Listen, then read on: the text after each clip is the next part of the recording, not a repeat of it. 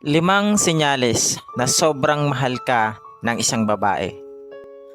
Kapag nakikita mo lahat ng ito sa girlfriend mo, pakasalan mo na, baka makuha pa ng iba.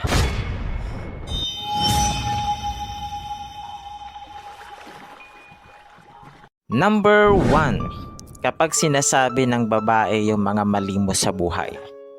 Alam mo yung hindi niya kukonsintihin lahat ng kalokohan mo. Tutulungan ka pa niyang makaahon sa mga panahong nalulugmok na ang sarili mo. Handa siyang ipahiram ang balikat niya sa mga panahong naluluha ka. Swerte mo kasi sobrang mahal ka niya. Number 2. Kapag wala siyang pakialam kung may pera ka man o wala. Yung tipong hindi ka niya iiwan kahit sa pinaka-lowest part ng buhay mo. Sasamahan ka't hindi iiwan sa mga panahong walang-wala ka. Hindi niya hahayaang maiwan ka sa pag-angat niya kasi para sa babaeng iyan, gusto niya sabay kayong aangat kasi ikaw ang partner niya sa buhay.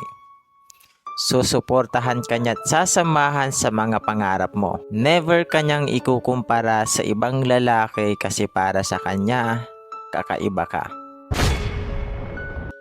Number 3. Kapag hindi big deal ang lugar kung saan mo siya i-date sa mga special day ninyo. Alam mo yung mapapasaya mo na siya agad kahit sa street foods lang kayo.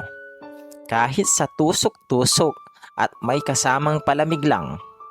Kasi ang mahalaga sa kanya ay kung sino ang kasama niya.